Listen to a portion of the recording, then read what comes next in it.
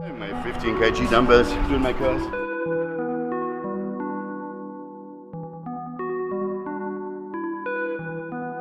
Just put more energy into it and keep pushing.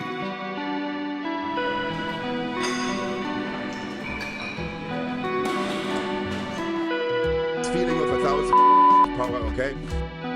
そのペックバランスの上を行ってるのか、どうやってコントロール。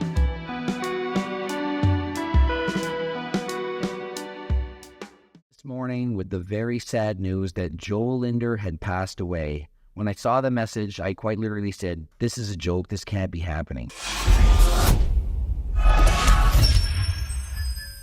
I've never met Jo in person, but we've been friends for approximately 3 years, writing back and forth, helping each other with YouTube videos. And seeing as Jo is only 30 years of age, and to see that the guy was in such great shape, he was a gifted athlete his entire life, and he was always striving to be shredded 365 days a year. This guy's physique was remarkable, incredible. He had the dream of becoming an IFBB pro. Now, because he's only 30 and he suddenly died, and as I'm recording this, I'm hearing that his girlfriend is saying that it was an aneurysm, and so what that is a weakening of a blood vessel. And so imagine that you have a balloon, and there's one spot in the balloon that's a little bit thinner than the rest, and you squeeze on the balloon. That is the most likely spot where something could burst. And so in an aneurysm, this is happening in a blood vessel. Now remember, with higher blood pressure, the risk is a lot greater. Just think of it. That weakened balloon, if there's not a lot of air in it, it's probably not going to bust. But if you keep blowing on the balloon, whatever the spot is the weakest, that is the most likely spot that's eventually going to burst. And so apparently this is what happened. I don't know for sure. And an aneurysm, it can occur throughout the body. It could be somewhere in the heart. It could be in the brain. And so depending on where this occurred and how important that blood vessel is to your survival, well, that's going to dictate the ultimate outcome. She states that 3 days before this happened, he had a pain in his neck, but that doesn't necessarily mean it was from an aneurysm.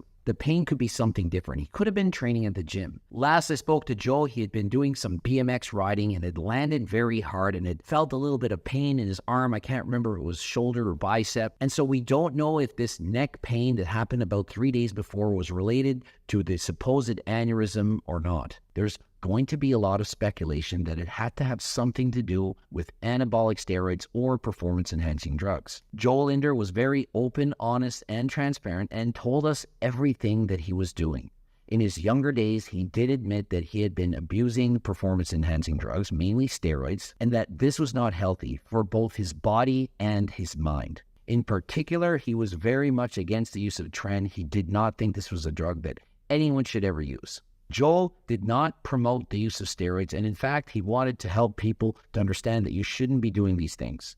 Because he had abused it in his past, he had to go on HRT. And so because he had such an incredible physique, many people assumed he's not really just on HRT. There's no way he could have a physique like that.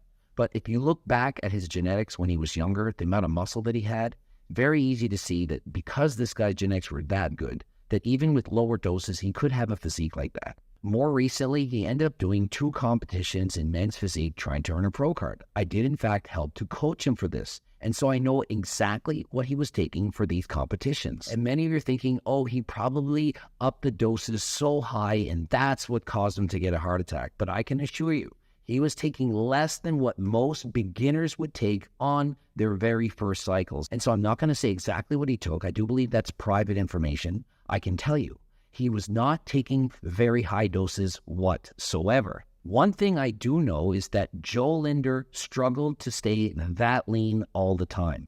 He was constantly battling hunger and was drinking a ton of coffee.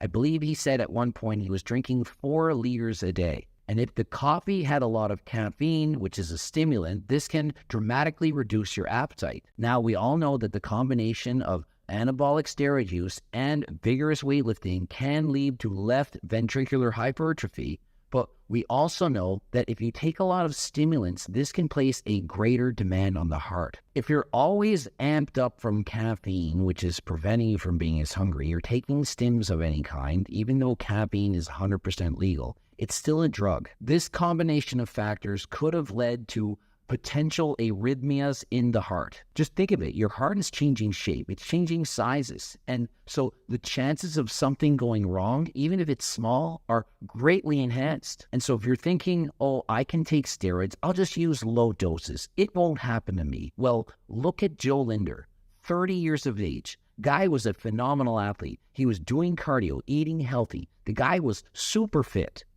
And yet it happened to him. Also, have you seen how vascular Jo Lindner always is? The veins are pushing out through his skin, almost bursting through him. And perhaps, and remember, I'm not a doctor, but could that have been because his body demanded more blood? That he had to increase his circulation? Did he have an increase in red blood cells? Did he have increased blood plasma volume? Remember, when you take steroids, it can affect your hematocrit. You can get more red blood cells, and the volume of blood underneath, it can go up. When you have more blood, in particular more red blood cells, the blood gets thicker, compared to being more like molasses as opposed to water. If you have thicker blood, you're more likely to get a heart attack and or a stroke. And with the use of anabolic steroids, perhaps he could develop athero or arteriosclerosis. And one more thing, Jo Lindner, perhaps he's most famous for this. His alien DNA, the fact that he could make his chest muscles dance, all the striations quivering back and forth just by stretching out his chest. When that happens, and remember, I'm not a doctor, could it not be from an electrolyte imbalance? And so perhaps that's a sign that something was going on in his body, that perhaps the electrolytes, they weren't all in balance. I don't think it's a normal occurrence for your body to do this on any given day throughout your life. And so I don't think this has anything to do with his cholesterol. I do believe that he was getting blood work done. They would have noticed something like this. And so remember, just because you're getting regular blood work, it doesn't prove that there's nothing going on inside your body.